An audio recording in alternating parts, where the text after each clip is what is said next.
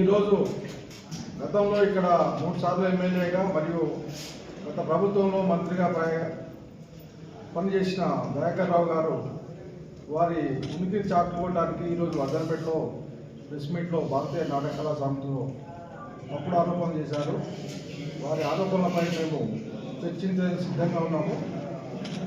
రేపు ఉదయం 10 గంటలకు అంబేద్కర్ స్టాట్యూ దగ్గర వర్ధనపేట మండల కేంద్రం అంబేద్కర్ స్టాట్యూ దగ్గర వారు చేసిన అభివృద్ధి, ఎమ్మెల్యే నాగరాజు గారు చేసిన అభివృద్ధిని చర్చించేందుకు మేము సిద్ధంగా ఉన్నామని తెలుసుకున్నాను. భారతీయ కళా సమితిలో ప్రశ్నించడం జరిగింది. వారి ప్రశ్నకు గౌరవ ఎమ్మెల్యే గారు వర్ధనపేటకు 2 సంవత్సరాల చేసిన అభివృద్ధిని మీకు పత్రికా విలేకరుల సమక్షంలో నేను వివరిస్తున్నాను.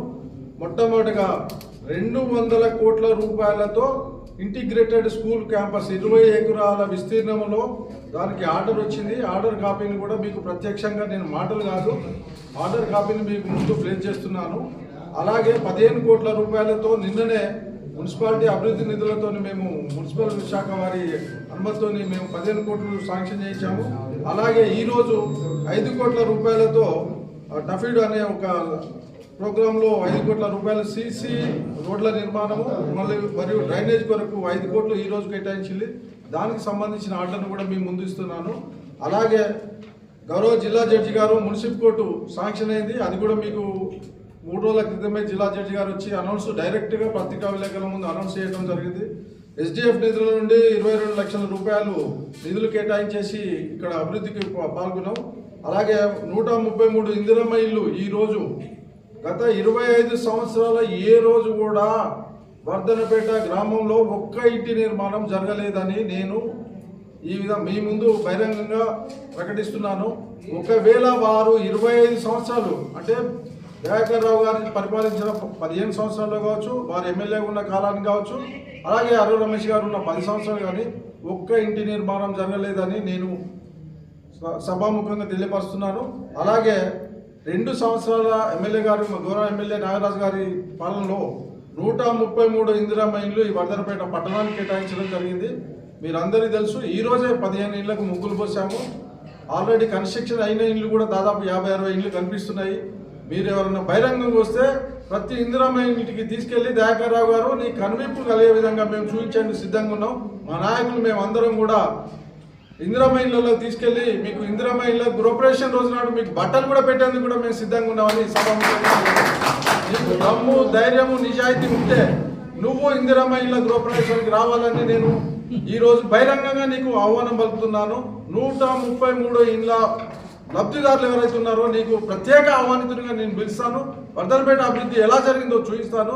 నీ కళ్ళుండి చూడలేక ఒక దళిత ఎమ్మెల్యే ఇంత అభివృద్ధి చేస్తున్నాడు, విద్యావంతుడు, ఆయన ఒక ఐపీఎస్ ఆఫీసర్ చేస్తున్నాడు. నీలాంటి సదురాని సన్యాసిలో కాదు ఇక్కడ మేము కూర్చున్నది. కాబట్టి దయచేసి నువ్వు పిచ్చి ప్రలాపనలు మాట్లాడకుండా 1960-70 రాజకీయాలు బంద్ పెట్టి దయచేసి విశ్రాంతి తీసుకోవాల్సింది మిస్టర్ దయాకర్ రావు. నువ్వు ప్రశాంతంగా 75 ఏళ్ళ వయసు వచ్చింది, నీకు బుద్ధి జ్ఞానం మతించిపోయింది. ఇంకా నువ్వు అనవసరంగా రాజకీయాలు చేయడం బంద్ పెట్టుకో. ఈ రోజు వర్ధనపేటలో నీ రాజకీయాలు, నీ చిల్లర వేషాలు, నీ వెకిలి వేషాలు చూడడానికి ప్రజలు ఎవరు సిద్ధంగా లేరు. దాంట్లో గుణపాఠం నీకు ఎలా చెప్పాలో మేము 12 వార్డులను 12 వార్డులను గెలిపించి ఖచ్చితంగా వర్ధనపేట మున్సిపాలిటీపై కాంగ్రెస్ జెండా ఎగరేస్తాము. దీంట్లో ఎలాంటి దురుద్దేశాలు లేవు.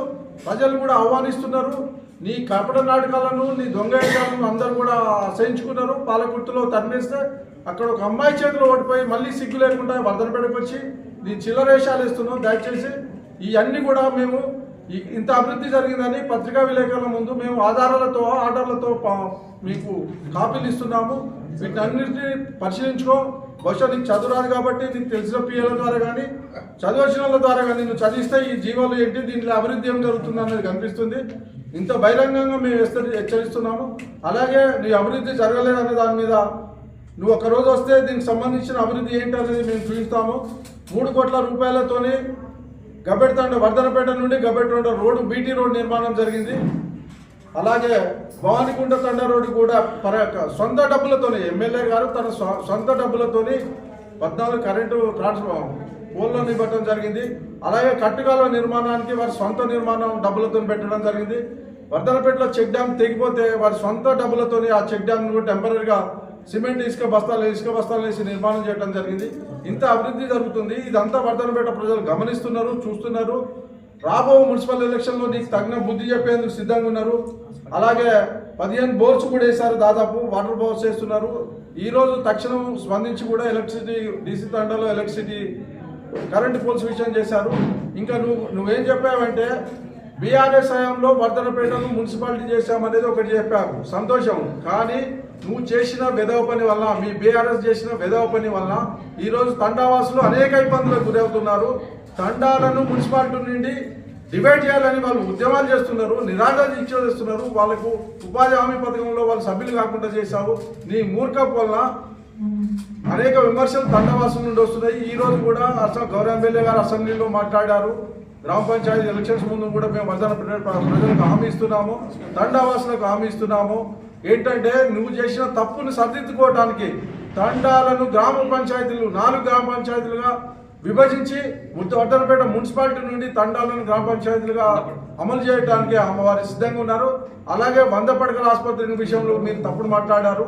ఏదో రోడ్డు మీద, ఖమ్మం రోడ్డు మీద మీరు స్థలం ఇచ్చినట్టు చూపించారు. దానికి సంబంధించిన ఒక్క కాగితం మీరు చూపించినా కూడా నేను వర్ధనపేట బస్ స్టాండ్లో కాంగ్రెస్ పార్టీ తరఫున రావడానికి సిద్ధంగా ఉన్నాను.